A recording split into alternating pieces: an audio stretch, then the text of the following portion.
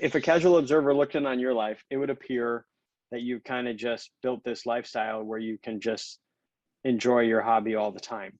Doesn't really tell the story of the work that you're doing in the background and the work that you did learning how to do the work you do now and building up what you got and stuff like that. So that's really what I want to talk about. Yeah, it's a long journey. I'm not there yet. And although I think this year I'm doing 24 weekends of different events, which is that's the first for me. I've never done that many. However, I'm not riding all of them. I'm getting paid to work others. So I'm finding other ways to be at the racetrack.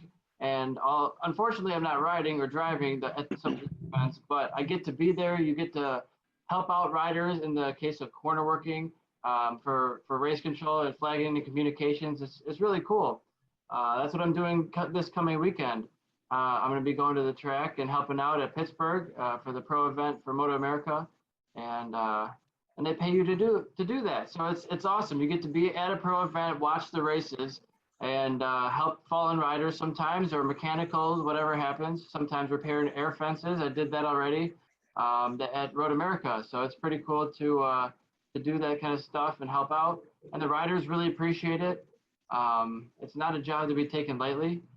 There was a corner worker who unfortunately passed away in the UK recently, in a car race. And he was a veteran of the corner working. It wasn't his first time doing it. That's a little frightening, but you have to be aware of what's going on and try to be as safe as possible. Yeah, over the years, a handful of corner workers that I sort of knew, maybe didn't really know all that well, unfortunately have lost their lives or been badly injured. And it's a very serious business doing that work for both you keeping yourself protected and for your ability to respond appropriately and potentially be the difference between an injured person surviving or not. Yeah. But going back to what you said, there's something that I think most people would wonder first when they hear 24 weekends. They would think, isn't your wife going to murder you? I'm single. So that's a huge luxury to be able to do a lot of that stuff, is to be single. For me, I'll do some, typically for a lot of years, I'll run at that pace. I'll have like half of the weekends of the year where I'm doing stuff pursuing my sport, whether it was my time in motorcycles or now racing bicycles. It's something that I think people don't think about when they choose their partner sometimes. Sort of like either A, this is what I've been doing and I want to keep doing this. Are you in? Or B, this is what I'm aspiring to do. I want to be like Eric someday and I'm working on it and I plan to have this in my future. Are you going to be in on that? Yeah, it's something that you have to be along for the ride. I did have a long-term girlfriend when I was doing this. We lived together for like 3.5 years, and she said one time, I love you, but sometimes I love when you go away for the weekends because I get my own time. I get to do whatever I want, get to hang out at the house, Yep. with girlfriends, and that's fine. That's not a bad thing. It's okay to have time apart, and I think sometimes it can be healthy for a relationship. Yeah, I totally agree. And all that stuff is just important to establish, because what happens is that people end up feeling trapped otherwise, where they're like, well, I always had in my head that I wanted to be like Eric and spend every other weekend out doing motorcycle related stuff, but they maybe didn't express that or whatever the case is. And so it's interesting to think about how people interact with time. I'm curious if you've noticed this. People will say to me, for me right now, I typically spend 7 hours a week training on my bike, which takes me about 5 days a week to do, and sometimes 7 days a week. And that's on top of like anything else, like normal going to the gym or normal any other hobby, anything else. That's on top of everything else, plus my job, being a dad, being a husband. People are like, I could never do that. I don't have time for that. But people don't prioritize it. Have you noticed that people have time, but they want to do what you do, but they're not willing to invest the time? How's that work? Oh yeah, it's huge.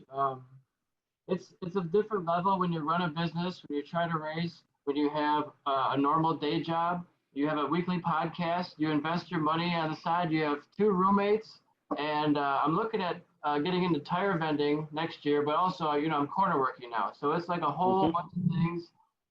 And then I'm trying to, get in the dating world still. And I'm talking to this girl over here, and she says, "Oh, I don't have time to work out." So, well, what do you do when you get home from work?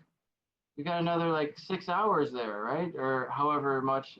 It's quite a bit. Even with getting 8 hours of sleep, you can do a lot. You just can't go home and get horizontal, lay down, or watch TV. Now, maybe you can do that for 10 minutes a day, but not 4 hours a day. And I think that's where a lot of people waste their time now is technology. It's such a luxury, but it's like, oh, am I going to go outside and do something active, or am I going to watch TV and eat some snacks because that's just the easy thing to do. We have all these luxuries with technology that you didn't have 100 years ago. And I don't think a lot of people know how to use it, myself included. I should be outside way more than I am. But it just sucks you in sometimes. So you said 100 years ago, but Not that long ago. I might be a little older than you because I'm like, you mean in my youth? Like we didn't have any of that stuff in my youth. We used the old, come home when the streetlights come on method. Yeah.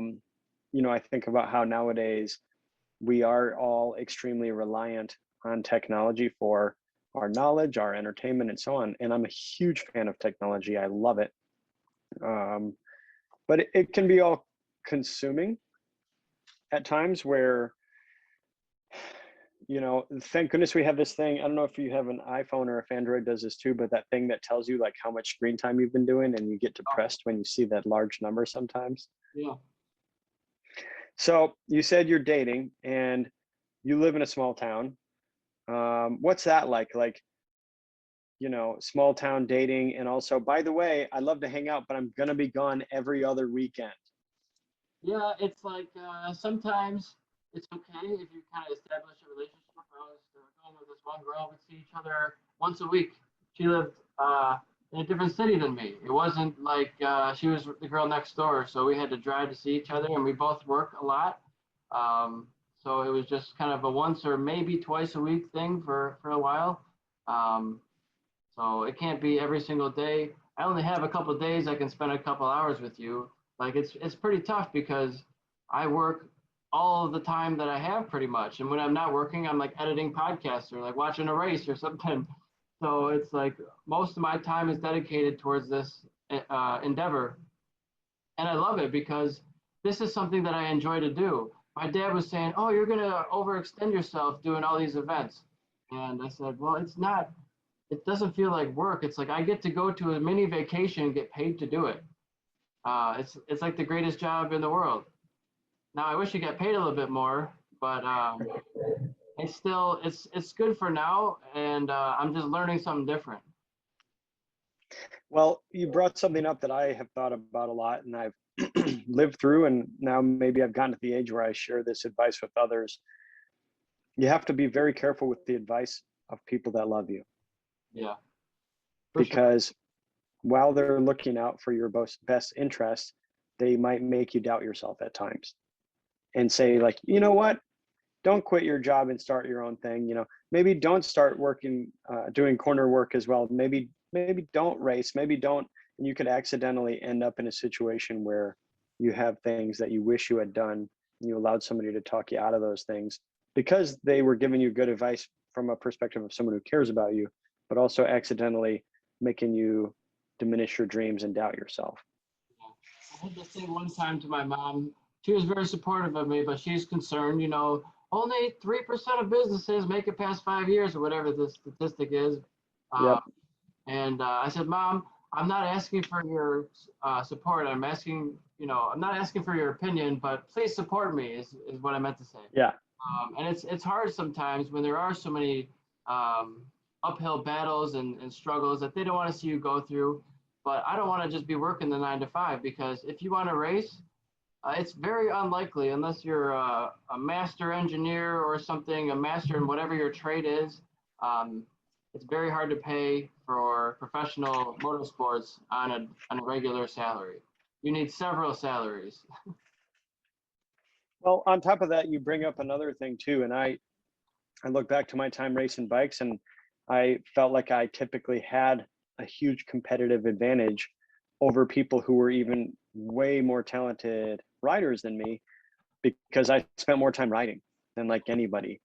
With my amazing relationship that I had with Motovid and a handful of organizations that let me just have access to incredible amounts of track time, and then being able to have the flexibility of my work life so that I could, like, if I'm racing on Saturday, I'm racing against somebody who might just show up on Saturday and roll in and race against me. And I'm like, well, I've been here since Wednesday.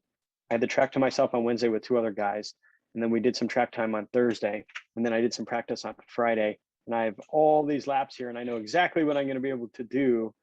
And you're just rolling in hoping for the best. Good luck to you. Even if you're a better rider than me, good luck. And having the time to do the stuff is is critical, because all the stuff that you do, if you want to get good at it, like doing your podcast, takes time. You got to have that time available, and you have to choose that it's important to you. So for you, you balance a lot of different stuff. Let's start talking about some of the things that you do. Oh, right now, I have a roommate moving out. Today is his last day.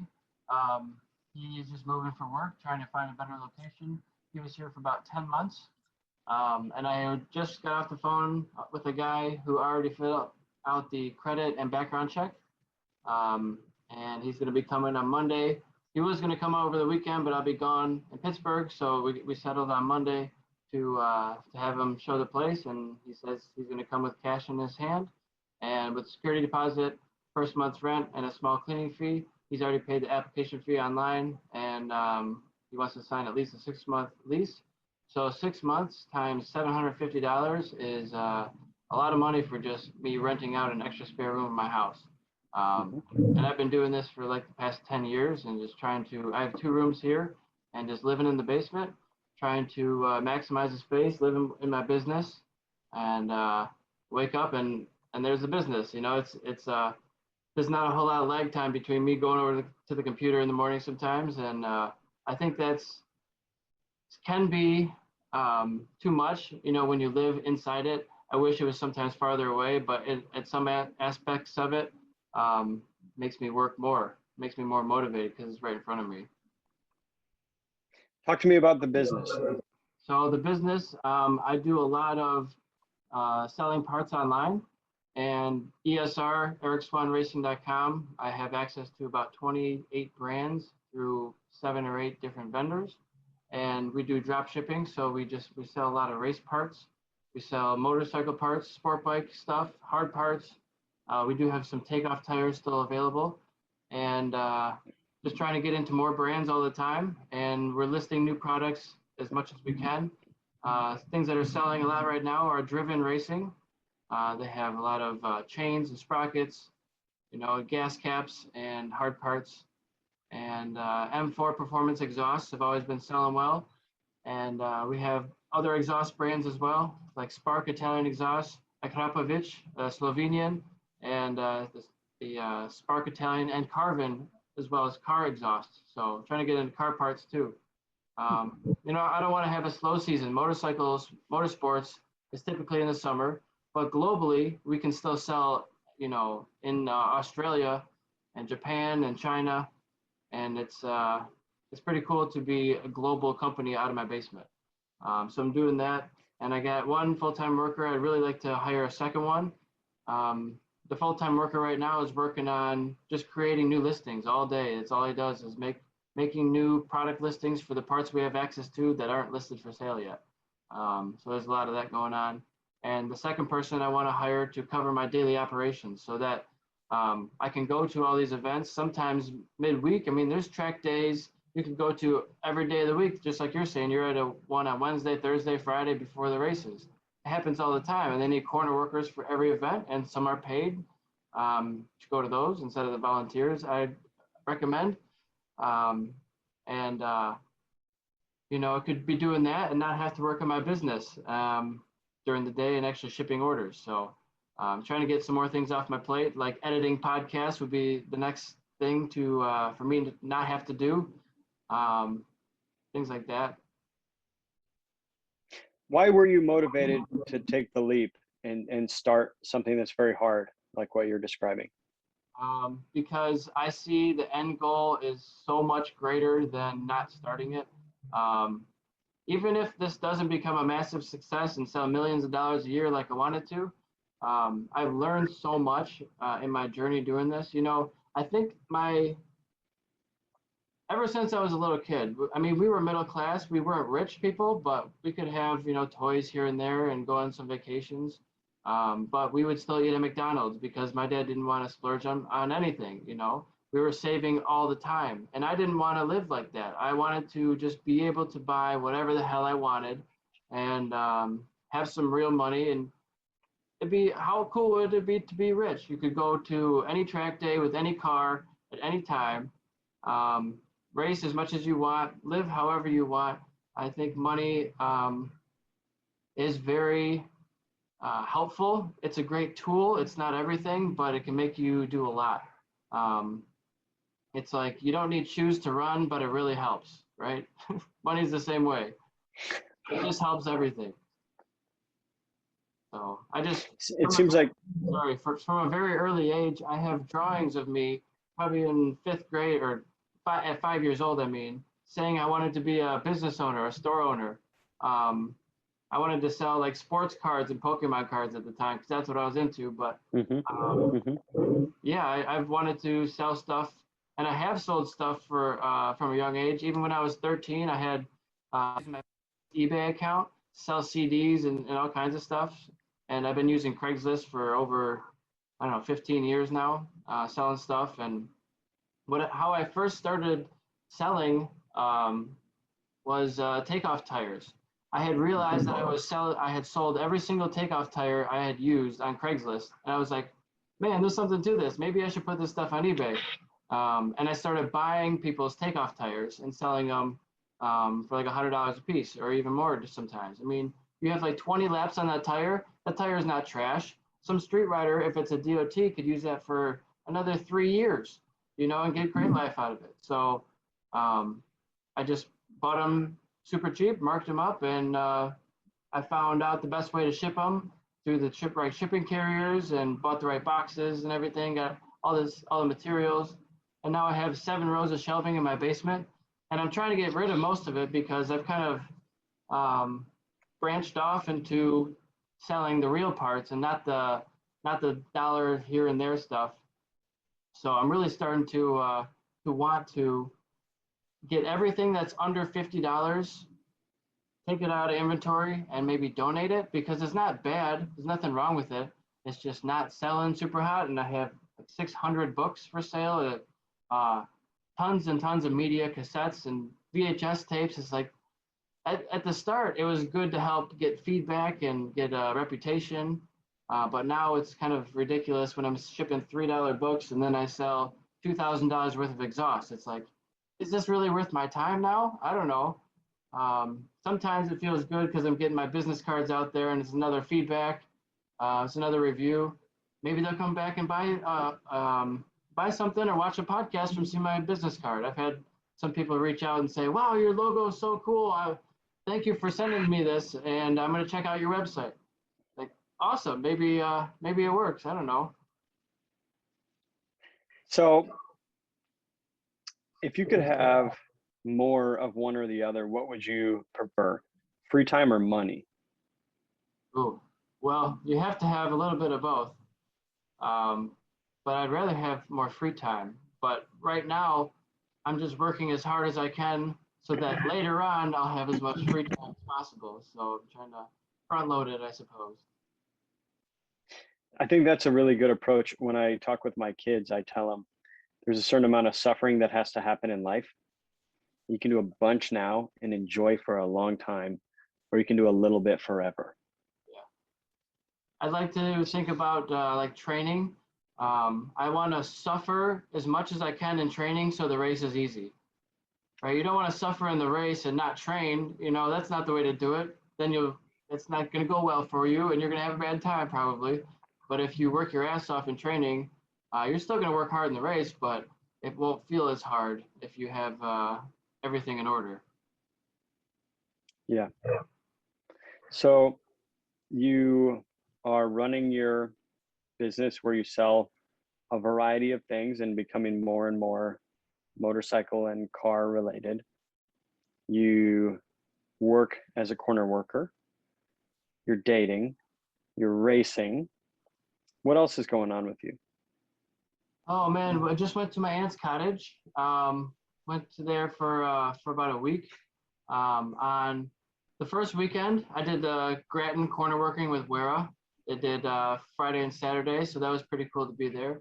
And then on the Monday through Friday, I was at the aunt's cottage, and we had all my friends and all my cousins, my extended family, mom and dad and brother, my aunt and Gary. There was, probably 20 people there with 4 babies and 3 dogs, and it's a lot of fun. It's like our annual reunion type of thing. We've been going there since my mom was a child. It's been in our family. We're very fortunate to have that and share it as a group. There's so many groups that go up there now and use that as a like a vacation spot right on the water. It's just so beautiful. So that was great retreat. That's my really only real vacation of the year, and thankfully it's only a couple hours from here, so you don't have to travel too far. And then after that, I did my first car track day at Grattan Raceway. So I went back to Grattan from the cottage, we call it, and it was only like 45 minutes drive from the cottage. So I brought all my camping gear just in case, but I went back to the cottage every night from Sunday night to Sunday night because it's so close. I mean, why not? And my family's there, so hang out for a little bit, play some games and cards, whatever, watch TV, saw some Olympics and watch some movies, watch the stars, all that stuff. There's a fire pit and bonfires, and out there, it's in the middle of the country, so you can see the Milky Way and all the different stars going on. It's pretty cool. So the car track day, I was trying to rent a race car. I made a post about it and posted in a bunch of groups online, and I couldn't find one at the time. So I just went the rental car route, and I was gonna go with a Camaro, and I ordered it. But as soon as I did that, it got the owner said, "Oh, it needs more maintenance. I'm sorry, it's not safe to drive." My cat just found us. Hey buddy, this is Ninja. So I tried to get the next one. It was a BMW, and that didn't work out. The same thing happened. They said, "Oh, it's canceled. It needs more maintenance." And so the third one in line, there weren't many cars available. So I got a Malibu, and it wasn't the most high performance car, but it was fun as hell. And I mean, you just push each car to its limit, right? So I found Midnight Motorsports, I think was the organization. It wasn't run on midnight. It was during the day, but that's the name of it. And they had beginner, intermediate, advanced sessions like they do for sport bikes. It was my first ever car event. I did an autocross event many years ago with the Audi sedan, probably A6 or something. But this was on a real racetrack, not a cone course. So it was very different. And I know the track very well. So it was nothing to be scared about the track surface or anything. It's just learning a new vehicle and the passing rules of being in a car. They have point to pass. I've never heard of this before. So in beginner, you can only pass in the straightaways by point to pass, 1 car per point. And in intermediate, it's only you can pass on the left on driver's left by point by only. And then advanced is just don't hit the guy, just like normal. So it was very respectable though, since it was my first car track day. I just went in beginner, and the car was not that fast, so it was a fine place for me to be all day. I didn't even ask to move up to intermediate because the car was fairly slow, but I was not the slowest guy out there. It was pretty cool. There were some guys with some really fast cars that I was like, this guy's at a Corvette. Why am I passing him in this, Malibu? But everybody's at different skill levels. I'm a fairly experienced motorcycle racer, but cars are a new thing for me. Even though I have a simulator in my living room, it's different in real life. So it was cool, great experience. I was very surprised at the sound level of my tires. They were just all over the place. I mean, as far as the volume, um, they're screeching at bloody murder every single turn because I'm on all season like stock street tires, and front wheel drive. So it's just screaming everywhere. It's normal though. Yep. You don't really realize that, and you have to have the windows down at all times for egress if your car catches on fire or something. Um, it was cool. It was a whole new experience. Have you ever done anything with four wheels? I have. I've had quite a bit of experience, and I just went to the Porsche Experience Center here in LA and drove all the new Porsches around the racetrack, which was a lot of fun. Yeah. I have one of my best friends here is an exotic car. He has an exotic car club, and so he has some pretty exciting no holds barred type of stuff, like brand new McLaren, brand new Ferrari type of stuff, and I get to drive those cars. But I'm not super into it, which for most people, if you're like telling them, you know, you can go and drive any car you can dream of at no cost and just have fun, people would like freak out at that opportunity. But I don't get excited by it. I feel like I've never enjoyed driving cars fast like that. I just want my car to be quiet and luxurious and get me from here to there as easily as possible. I I gotcha. really prefer going fast on two wheels. Yeah. But I did enjoy.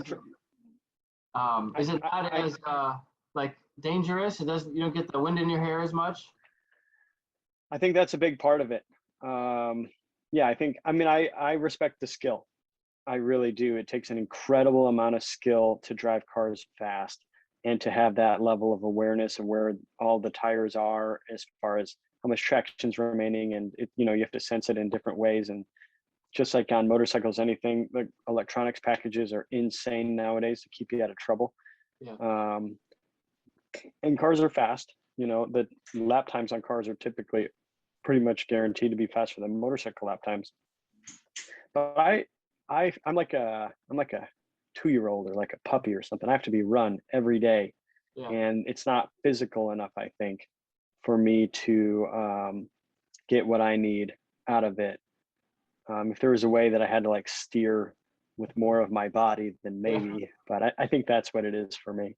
Yeah, I get that. Yeah, I like the physical aspect of the bikes because you can see what's going on with the riders. You can see the weight transfer and how they're riding it. It's you can't see as much going on in a car, and you only have a couple inputs in a car. For a bike, it's your whole body's an input. Yep. Yeah, I agree. And at the same time, though, Mark Rhodes, who you know, has switched. He did just buy in a sort of complicated transaction between me and another buddy. He bought the R1 that I used to race, Okay. the 2015 R1. Yeah. Which Dustin Apgar did all the motor work on for us. And so he does have a race bike, but he's racing cars now in a circle on the dirt, and he's super into it. And there's that expression, which is with age comes the cage. Yeah. And so it might be a little of that. I'm not sure. Yeah, But I've heard that a lot. People don't want to ride bikes when they get older. You know, it was funny. I just randomly saw a friend of mine from the sport bike scene at the racetrack at the car day. He was there with his brand new 2021 Shelby GT 500 Mustang Cobra. You know, it was over 730 horsepower, I think. Like 305 in the front tires, 315 in the rear, just super wide. Took me for a ride for it, and man, that's a little faster than the Malibu. It's like 3 times as fast, and he was doing, I think, if you know Grattan at all, just sub 1 minute 30 seconds. I was doing like 141s on the Malibu, so it was, you know, quite a bit faster. And it's like being a passenger and a racetrack is like a roller coaster, especially with all that elevation and there's the jump and all that. It's wild. I hate being a passenger. I wouldn't have taken that line, but it worked out, I guess. When we were out at Porsche, I've spent quite a bit of time driving the GT3, and I haven't spent much time in the GT3 RS, and like their chief race car driving instructor guy came and was like, "Oh, I'll take you for a lap in the RS." I was like, "Okay." And I swear to God, coming into turn one, I was like, he messed up. He forgot that there's a turn. He's not on the brake set. We're about to go through that wall down there. Doesn't he know there's a wall? Yeah. And when he hit that corner with that much speed, I was like, okay, well, that shows the talent that you can develop. He's like casually like looking over at me and talking, and I'm like, oh my God, he's gonna die. Are you gonna break? Jeez, yeah.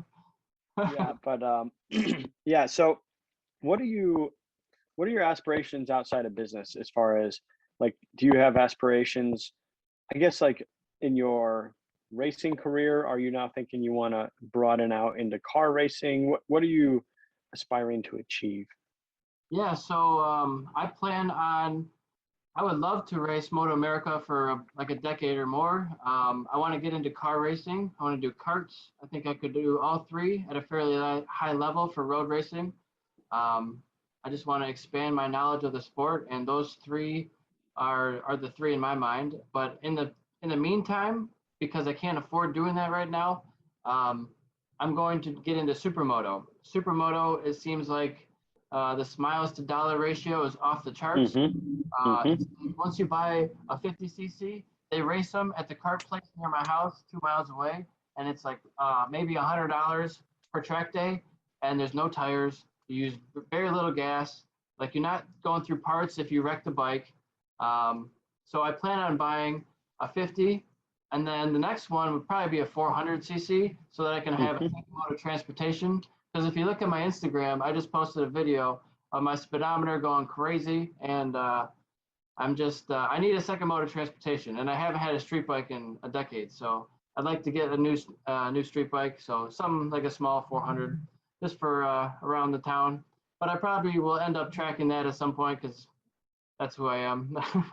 Mm-hmm. But then also, I'm planning on getting a 150 for training for supermoto, and maybe a 250.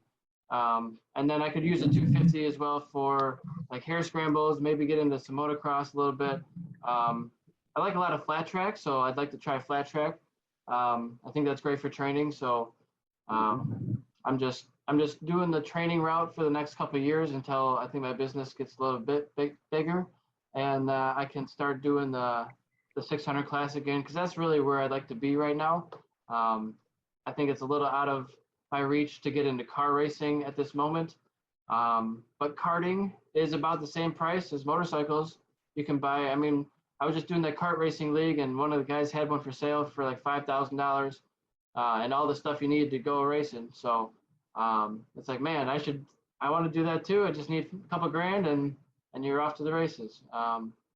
So, I've gone down this little path here of trying to find a race car, and I didn't for this event I just did, but I found a guy who goes to Waterford Hills near my house. It's a racetrack. I haven't been to it yet. A little lesser known maybe, but it's been around for a while.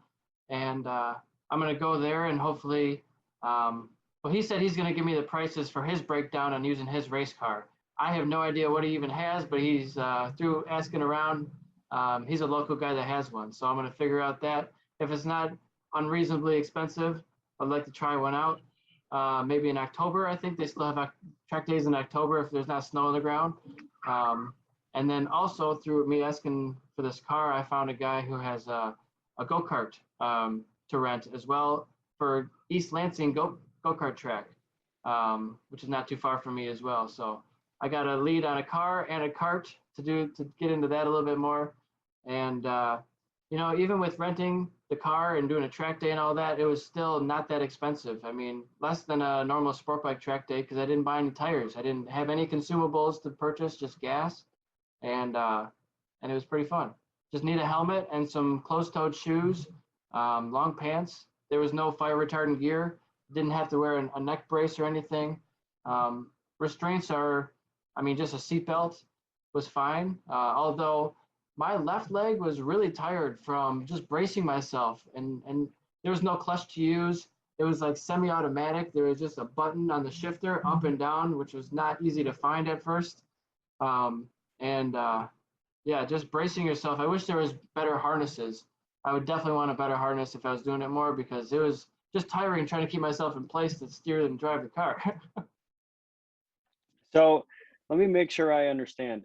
You got this car from like Enterprise or whatever. Something like that. So you just rent a car from like a normal car rental agency, take that sucker out on the racetrack. I'm sure you bought the full coverage Premium. just in case. Premium, baby. And see what happens. So Wow. actually, I will say that by the end of the day, it was a little unsafe to drive. The brakes were just no more brakes anymore. So I stopped a few sessions early, and one of the corner workers called me aside and was like, "You gotta check your brakes. I think we could hear it all around the track. It doesn't sound good." So I went another couple sessions. I was like, "Yep, it's no stopping anymore." Um, I will say that I had a great time. The car was really predictable. There were no issues, but twice I had just the tiniest little lockup. And since it has ABS on it and all that, I didn't mess with all the electronics. I didn't even know if you could turn that off. When I locked up those two times, it brought me to like 20 miles an hour.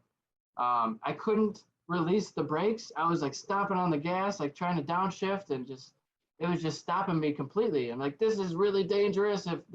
Thank goodness no one was behind me at that point.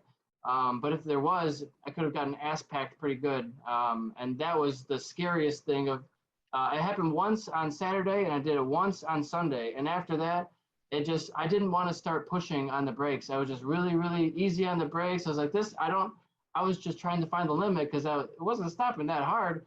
And just a little lockup just scared the crap out of me, man. That was if I could change something, turning off the ABS, that would be the best thing, the safest thing for me to do at the racetrack.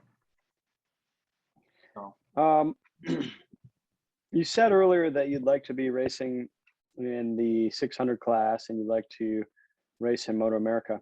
What's stopping you from entering and trying to get out and qualify in a Moto America race now? I'm just trying to be smart with my money. I know that a Moto America race is at least 5 to 10 grand to enter and all that stuff. You're paying for all the tires. Is it though? I need a lot of gear right now. I don't have a bike. I'd have to rent a bike. I suppose that's on the table. Yeah. But I'd need a generator and a canopy and a grid generator and some tire warmers, which I do sell tire warmers and stands now, which that helps.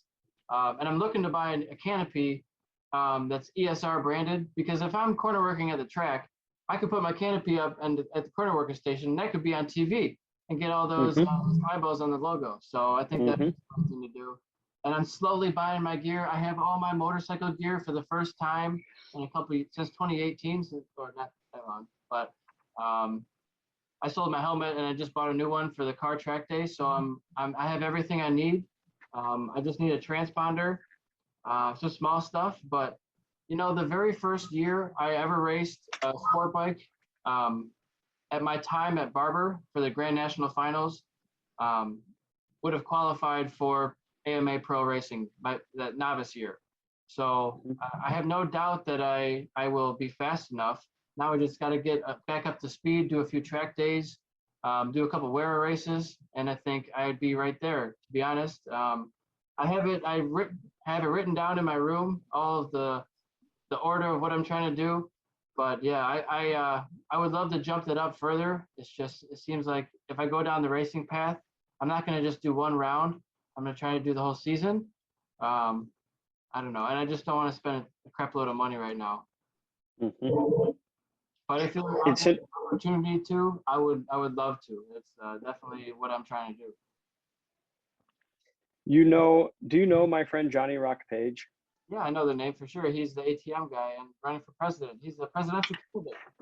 Yeah, he and I are pretty good friends. And I'll start by saying that I have very low tolerance for people making fun of Johnny. Johnny had a very severe brain injury, which cost him his business, his home, his marriage, like cost him everything. And when you have brain injuries, they can be pervasive and a bit innocuous, where people that love you and care about you think you're just acting like an ass. And they don't realize that it's because like the lights are on, but nobody's home some of the time. And so I have maintained my friendship with him over the years, and he and I have been pretty close. And the guy struggles to do normal tasks in society oftentimes. And yet,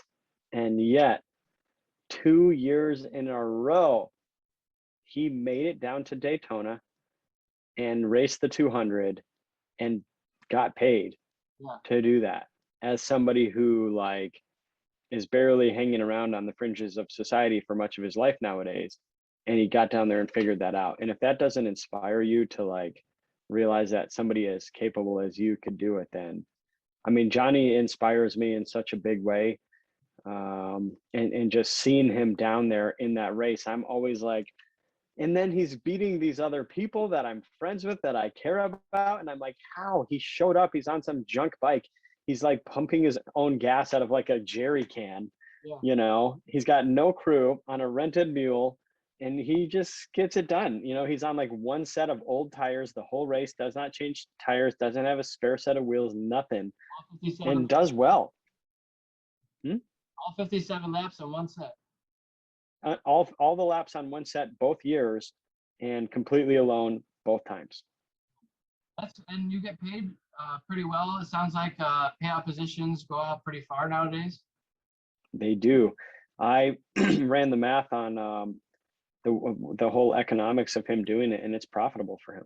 That's awesome. Which it's like pretty crazy. And so sometimes I use that to inspire myself to when I have moments where I think like, oh, I don't know if I can pull that off or not. And then I'm like, well, heck, if Johnny can get his butt down to Florida somehow from living in SoCal right by me, and you know, then who knows, I'm going to try. You know, from doing this podcast, I've been learning so much. I hope other people are too if they're still watching. But either way, like this is just so beneficial for me because I get to talk to people in the industry and bounce ideas off of them, and it changes probably my perception. It changes my direction because I'm like, oh, maybe it is possible. No one said that to me in the last 4 years, you know, or whatever. Maybe I can get on this bike and be competitive again right away. Who knows? Well, I'll tell you something interesting that I've been thinking about. If you would have asked me back, you know, in say 2018, if you would have said, hey, is it a good time to dedicate yourself into the motorcycle industry, especially motorcycle racing, I would have said, absolutely not. Get out. Are you crazy? Sales are tanking. You know, every cool bike is not going to be made anymore. This companies are struggling. It's not profitable, so on. And now, thanks to a number of shifts in society, motorcycle sales are like all-time record breaking. And it's really exciting to see, which gives me some optimism that we will see a good resurgence in racing, especially in club racing. What are your thoughts on that? My mom just bought an e-bike like yesterday, and it's an awesome one. It looks like she'll get a lot of use out of it. She got like 10 miles yesterday, and now my dad is trying to keep up with her. Before it was the other way around. So I think it's great. You know, the human power or pedal assist even world is a great place. That's in between a motorcycle and a bicycle. Gives you a little bit further range. And the place she bought it from, they were saying we can barely get these in stock. Like there's so many. We have like a wait list kind of thing for a lot of these models.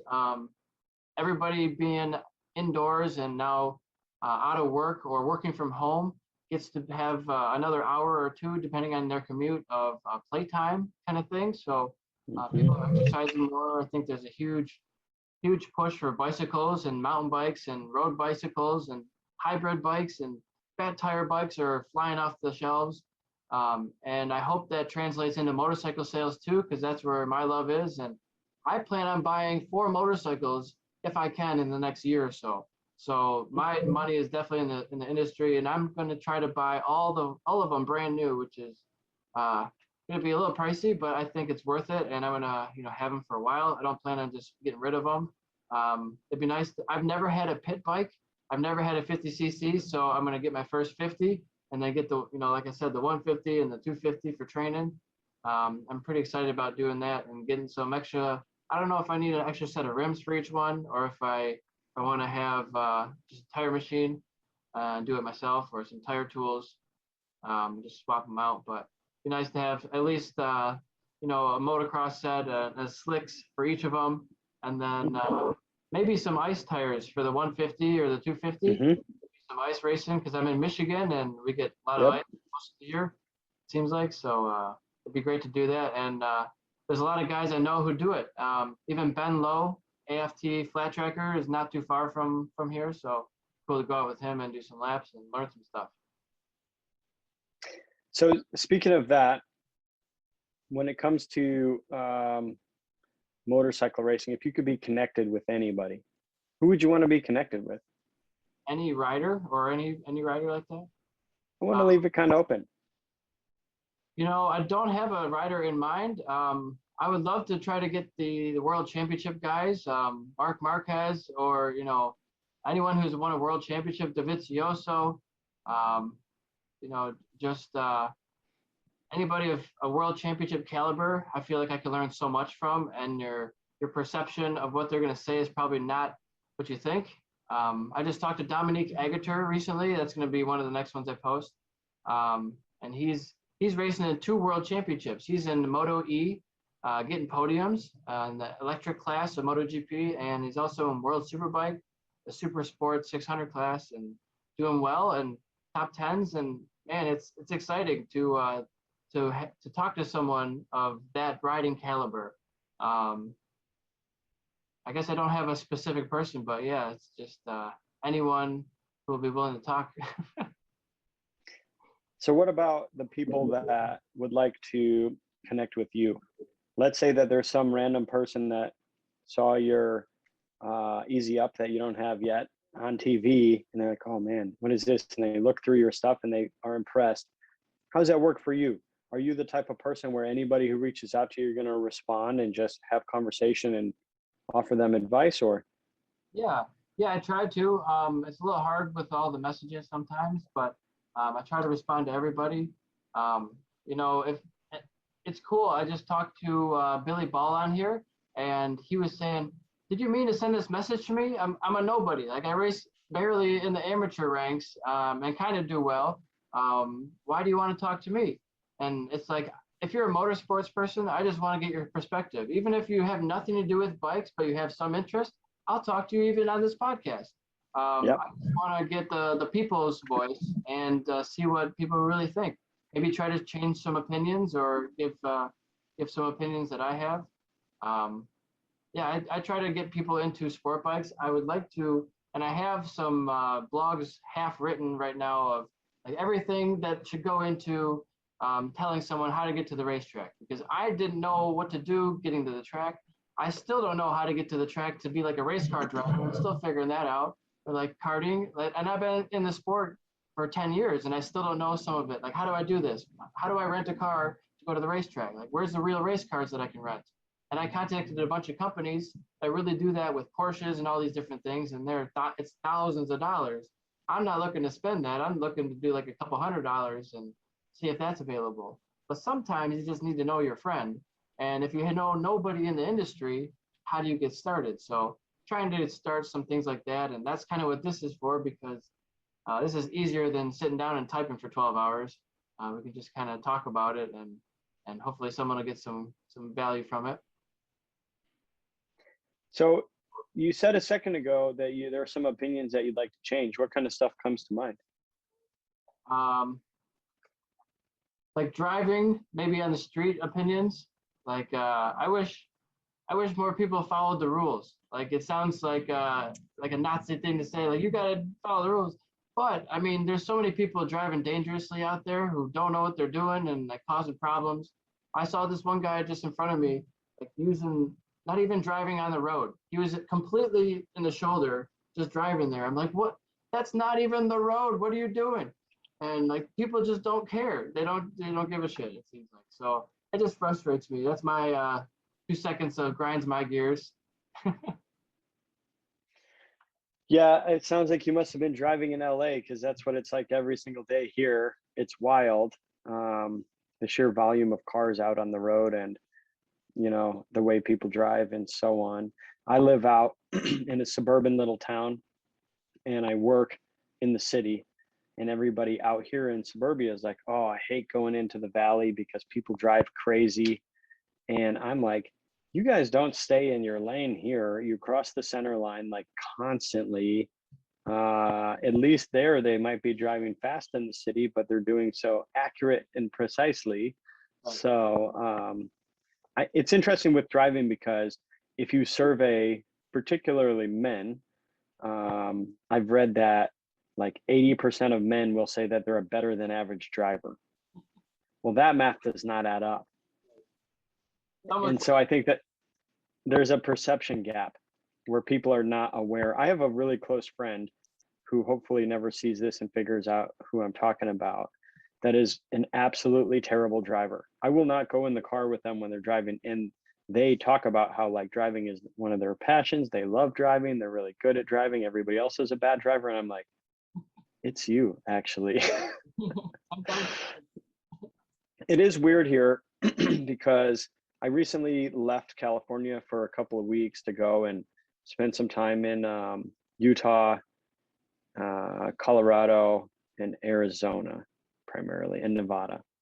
And we have very few motorcycles in LA compared to like everywhere else that you go. We have Sturgis going on right now, and a handful of my friends are there, and the guys from Go Fast Don't Die are there, and I'm observing what they're all up to, and it's just like the passion for motorcycles is just everywhere, the freedom and the free-spirited nature and everything. And here in LA, where you can ride a motorcycle 365 days a year, you just don't see bikes really at all. And then I go anywhere else, I'm in Vegas or I'm in Phoenix or I'm in Denver, anywhere else, and there are bikes galore. And I find it really odd and hard to understand, but it's just what I see. I have no guesses for why. Culture, just a car culture. I mean, everybody around me had cars when they were 16. I was the only one that I knew who had a bike. And then a couple years later, like one friend got a bike. And then, it just it's not the area for it. And for sure, it's maybe good riding season half of the year, 8 months. You get a lot of cold weather, and 50 degrees on a bike going 70 miles an hour does not feel like 50 degrees. It's like negative. No. So you got to look for it. And I do see quite a bit of bikes, but I live on the highway, and you see what you look for, right? So if you're looking for it, it pops out a lot more. Going back to what you were saying about bicycles, I've really, this is actually Mark Rhodes' theory that I've thought on, but I'll say I'm stealing it from him. He pointed out that a lot of people that presently would be like age 35 and below did not grow up obsessed with riding their Huffy like so many people, a little older did, where it was like, yeah, I had a Nintendo at home, I had a Coleco, an Atari, whatever, but you didn't play that for like 6 hours a night. You had a little bit of permission to play it a little bit here and there. We would get home and we would hop on our bikes and we had freedom. That was the first taste of freedom we got as kids, and it was an absolute obsession. And we associated being on two wheels with freedom. I'm sure that was you. You grew up riding bikes, I'm sure. Oh yeah, I used to go all around the neighborhoods, and our neighborhoods were not easy crisscross patterns. They were all around, and it was ridiculous to try to find a way back. So me being a young kid, I'm like, I'm gonna go that way, go north, and then try to find my way back a different way, and get myself lost, and like go find a major road, and then there's no I didn't have a cell phone then, so you just go to the next major road, and like, okay, I know this one. I think I'm gonna go that way now. And then that's how you learn. So I was always such a better navigator than my brother, who was 3 years older than me, because I did that all the time. I knew where north was and south was, and he had no idea. He was just looking at his GPS. And I definitely fall into that category, using GPS too much and becoming GPS stupid. So you don't know where you're going anymore. And even if it's an area you don't know, I don't know, maybe looking at maps and seeing what the major roads would be helpful. Because you rely on the GPS so much, you forget your turns, you're not paying attention to where you're going, you have no idea what exit it is. And so you're just become dumb people on smartphones We need more smart people. And I think that, I think that because we've had this huge revitalization of interest in bicycles in the country over the last 20, 30 months, whatever, 20 months really. I think I'm left optimistic that that crossover that you talked about will happen, where kids are now realizing, wow, being on two wheels is one of the greatest joys in humanity. And then they get a little older and they just don't want to like pedal around on that Huffy anymore. So they get a motorcycle. Yeah. And so I'm optimistic that there could be something there. I think one thing that's a challenge is that there's not been a ton of R&D in the industry. I think the majority of companies where, especially the companies where motorcycles are not their only thing, like use Yamaha as an example. They made an excellent bike in 2006. They made some little updates to it in 2008, and then they never changed it again. Yeah. And then that's it. Then it just dies. And so I don't know what we'll see next. I don't think we'll see a bunch of like small brands come up because they won't be able to produce a bike that any of us can afford. But I'm curious to see if, for instance, Honda or somebody might think, hey, here's our opportunity. Let's get in there and make a better product. I don't know. I haven't heard any new exciting announcements about anything though. Have you? I don't think anybody is going to be developing anything right now.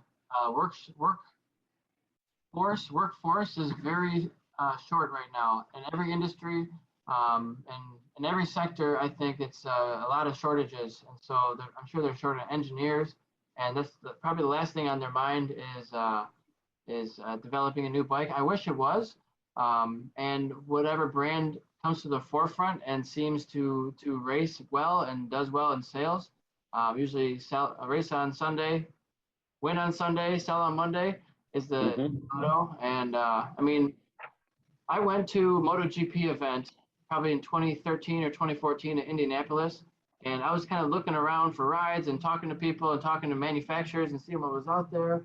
And I talked to the Honda rep, and he said to me, if you want to win, don't buy a Honda.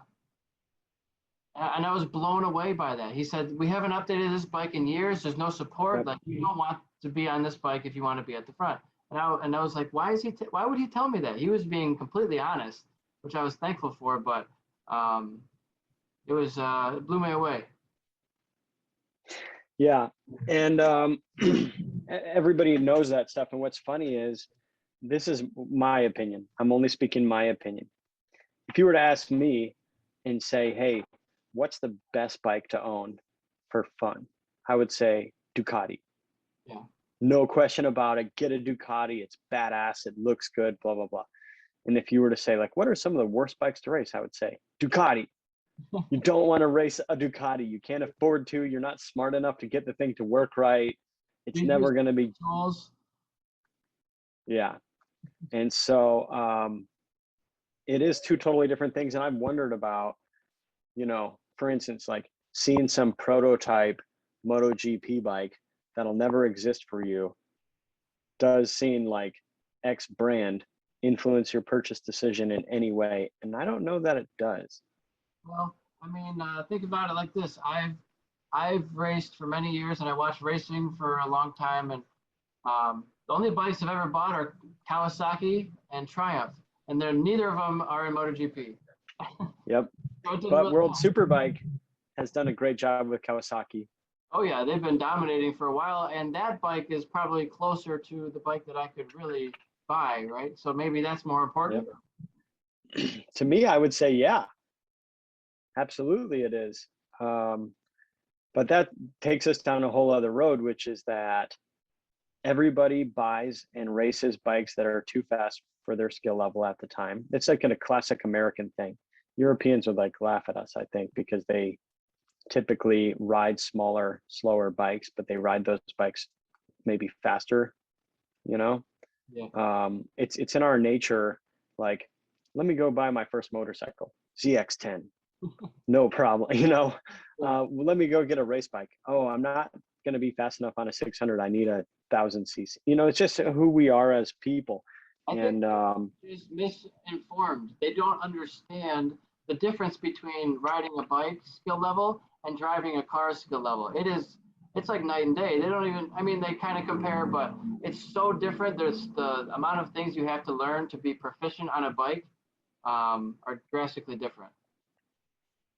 Well, going back to the industry, I'll offer this insider information, which is that my company, State Farm, is betting on motorcycles and RVs and UTVs and stuff like that being a growing important part of our business based off of the research that our really smart people have done on the industry and on the size of the market.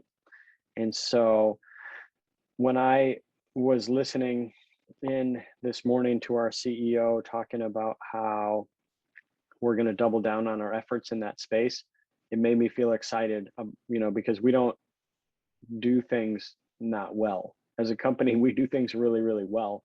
And that means that some really smart people have looked and said, hey, motorcycles are a significant part of the market. We should enhance our work to grow in that space and serve those customers that are into motorcycles. And so I've been pleasantly surprised by some of the growth in the industry that we're starting to see come back again. And I believe as a mountain biker, I would tell you that mountain bikes are like 25 years ahead in technology over motorcycles.